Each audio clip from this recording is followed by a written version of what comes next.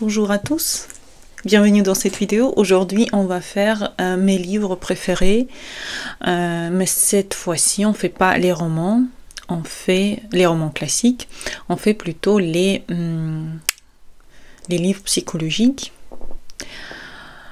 Ici je me suis dit je vais mettre tous les livres psychologiques que j'aime, et dans une vidéo d'après je vais faire aussi mes livres d'astrologie préférés de l'époque. Donc voilà, ici tous les livres que je vais vous présenter m'ont guéri de mon propre enfance et de ma vision du monde au fur et à mesure de ma transformation et de ce que j'ai vécu quand j'étais enfant. Chacun, pour devenir astrologue ou pour devenir psychologue ou thérapeute, chacun passe par des moments de doute, de peur, de volonté de se transformer.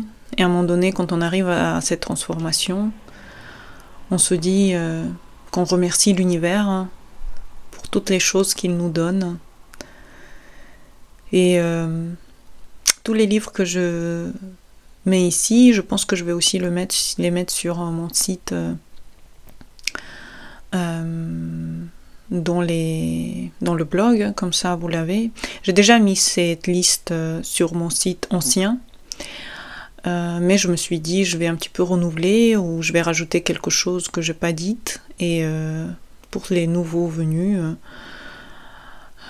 s'il y a quoi que ce soit que vous prenez de cette liste, si ça vous aide, dites en commentaire, ça me fera très plaisir. Bien sûr, il y a des choses que je vais oublier, que la quantité des livres psychologiques que j'ai lus, elle est immense. Si j'ai oublié quelque chose, d'ailleurs là je viens de me rappeler de quelque chose, je vais juste le rajouter dans ma liste, comme ça je n'oublie pas de le dire.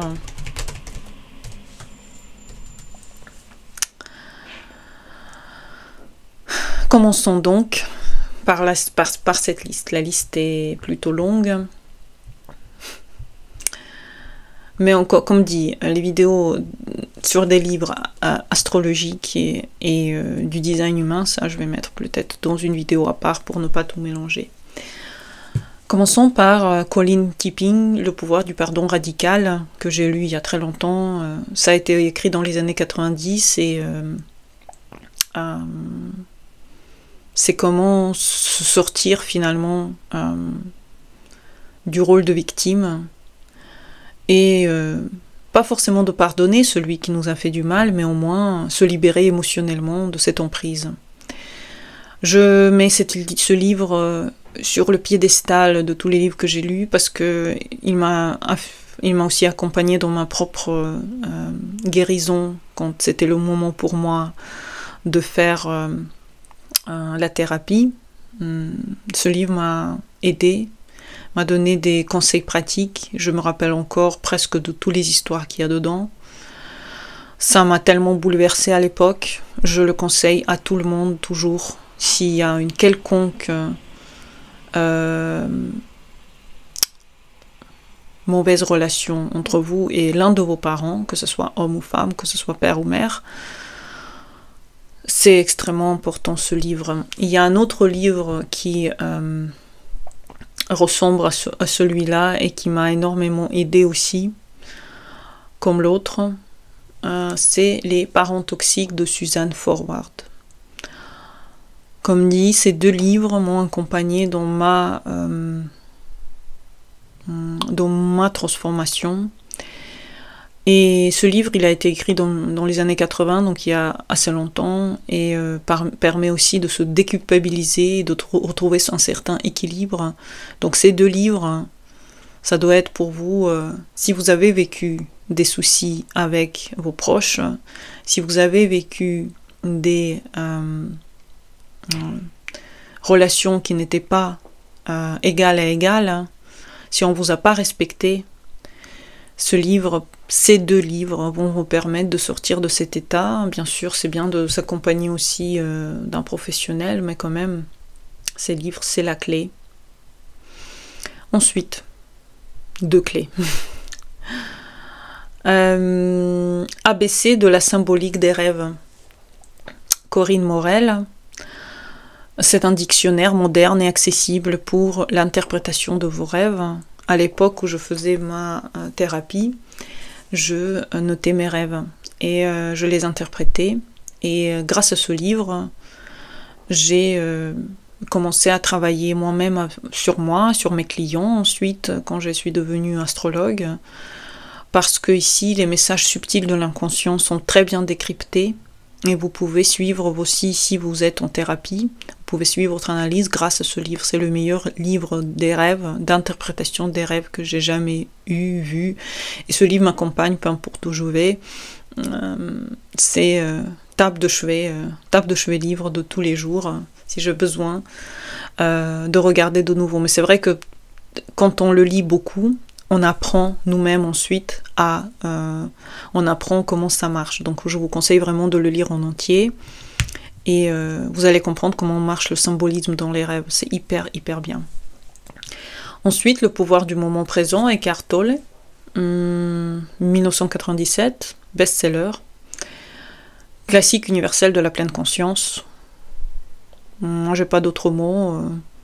Il m'a aussi beaucoup aidé à l'époque où j'étais très nerveuse, j'arrivais pas à me vivre dans le moment présent, et pour beaucoup de gens c'est très important de se retrouver à l'intérieur, de ne pas être toujours à l'extérieur, de ne pas dépendre de ce flou extérieur qui nous dérange et qui nous défait de notre propre vision. Donc, magique livre, Pouvoir du moment présent, extrêmement connu aussi, peut-être que vous l'avez déjà lu, mais en tout cas, moi, à l'époque, ça m'avait énormément aidé et j'ai beaucoup aimé ce livre. L'alchimiste de Paulo Coelho, 1988, c'est un voyage, c'est une légende, c'est un voyage d'initiation.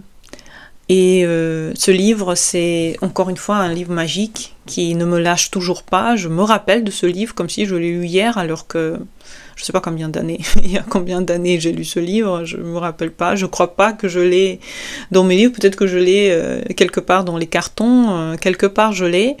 Ça fait hyper longtemps, mais ça reste le livre qui m'a beaucoup aidé, qui m'a beaucoup emporté.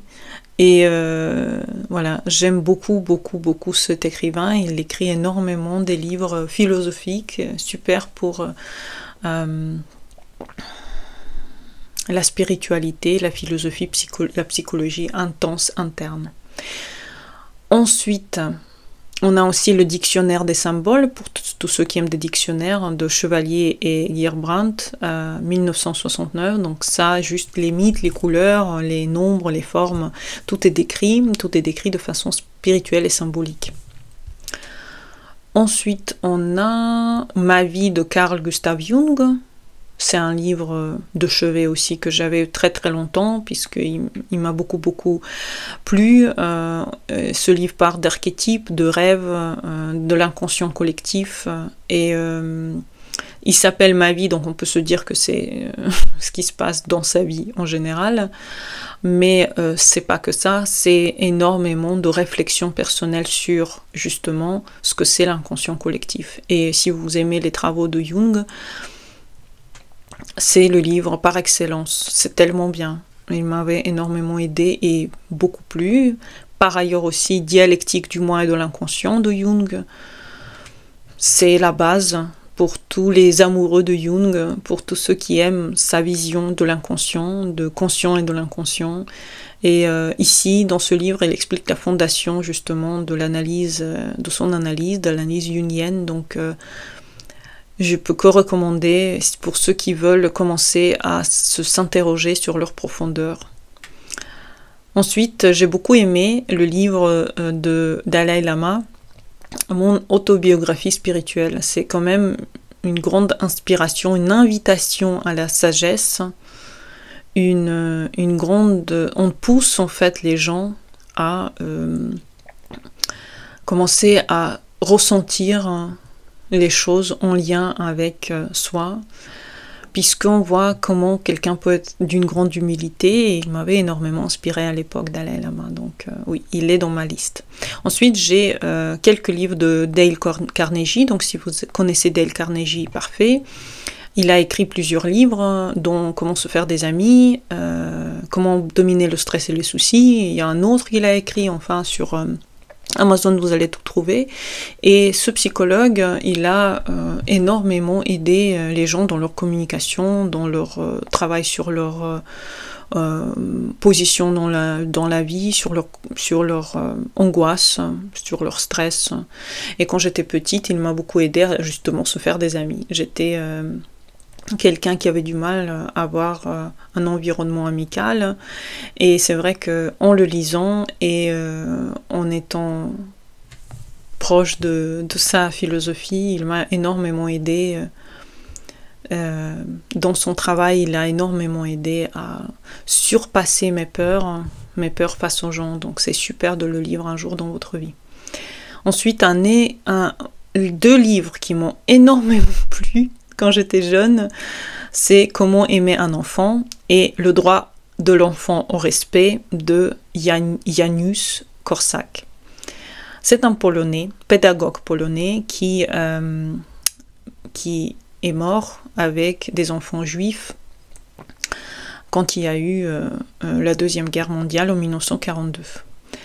Mais il a écrit donc ces deux livres et il a énormément contribué à ma vision des enfants, de leur cause et aussi de mon propre enfant intérieur et comment me respecter et m'aider. Donc pour tous ceux qui veulent des enfants, qui ont des enfants, qui veulent comprendre comment fonctionne la psychologie des enfants, l'enfance en général, ces deux livres, c'est de l'or.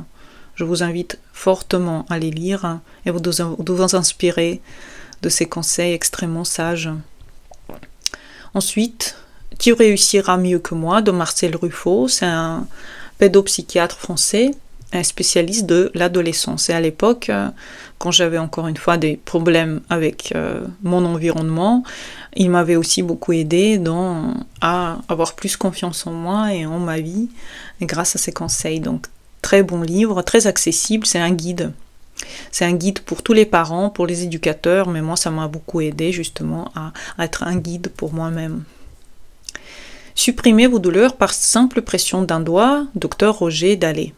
Et ce livre, c'est comme si on vulgarise un petit peu l'acupressure, mais l'auto-guérison, elle est dedans. C'est-à-dire, vous pouvez trouver des endroits sur votre corps sur lesquels vous appuyez, et la chose passe. Donc moi, à l'époque, j'avais des différents petits mots qui me dérangeaient et que je ne savais pas comment les enlever.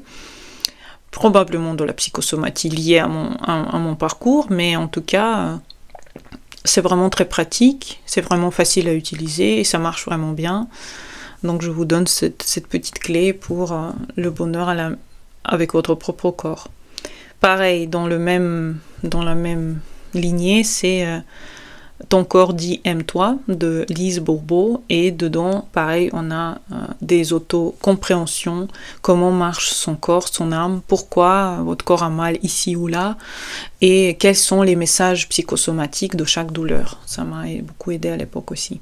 Libérez votre créativité de Julia Cameron, pourquoi pas, ça peut être un livre où il y a un programme de 12 semaines dedans, vous ne pouvez pas ne pas le suivre, c'est pas la peine. Suivez juste les recommandations de créativité, elle m'a beaucoup aidé à commencer à écrire aussi. Donc d'autre façon, toutes sortes de livres en lien avec la créativité, je pense que ça n'a jamais perdu de les lire. Ensuite, l'intelligence émotionnelle de Daniel Goleman, que j'ai lu il y a quelques années maintenant, peut-être même l'année dernière ou l'année d'avant, je me rappelle plus, mais en tout cas, c'est une clé, c'est une clé d'intelligence de comprendre vos émotions. Ça révolutionne en fait le monde de l'éducation justement parce que ça aide les gens à comprendre qu'est-ce qu'ils ressentent. C'est un livre comme ça, c'est un pavé, mais qu'est-ce que c'est beau, il y a des exemples de comment les gens doivent gérer leurs émotions, et pour moi qui est émotionnelle, ça m'avait énormément plu à l'époque. Et même maintenant, je l'ai encore ici chez moi et j'aime beaucoup m'en servir quand j'en ai besoin. Rompre avec soi-même de Joe Dispenza. C'est un livre d'un neurobiologiste et chercheur en physique quantique. Et moi qui adore la physique quantique, je l'ai lu, j'ai expérimenté. Il faut faire des méditations pour expérimenter ce livre. Ce livre, il est transformateur, il est très puissant dans le fait de réaliser vos vœux. Mais si vous voulez que je fasse une vidéo sur la réalisation de vœux, je peux aussi le faire. Après, je ne vais pas juste répéter ce qu'il dit, je vais essayer de vraiment mettre mes impressions de ce livre. Et les 9 marches de Daniel Meroy et Anne Givaudan, 1985. Et ici, on a des expériences spirituelles et voyages subtils hors du corps des 2 auteurs. On peut se poser des questions, mais moi ça m'avait beaucoup plu parce que ça parle justement de l'âme avant naissance, de l'au-delà de l'incarnation, des 9 étapes de création d'un corps humain, et c'est juste extrêmement positif et beau, et je vous le conseille si bientôt vous voulez vous plonger dans la création d'un bébé. Ça peut vous donner énormément de petites clés pour aller à l'intérieur de cette belle découverte. Bon, j'espère que je vous ai plu avec tous ces livres, que ces livres vous seront utiles. Bien sûr, je vais faire une autre vidéo dès que j'aurai assez pour faire une nouvelle vidéo sur les livres psychologiques. C'est vrai qu'en ce moment, je lis beaucoup moins de livres psychologiques, j'en ai beaucoup moins besoin, et les livres que j'ai lus m'ont suffi beaucoup pour vivre une vie tout à fait harmonieuse. Mais si j'aurai des livres à vous conseiller, bien sûr que je le ferai. Si j'ai oublié quelques-uns, je vais en refaire une, mais en tout cas, la prochaine vidéo, ce sera mes livres astrologiques préférés. Voilà, donc j'espère que vous avez aimé cette vidéo. À bientôt pour les prochaines. Bonne journée à vous et au revoir.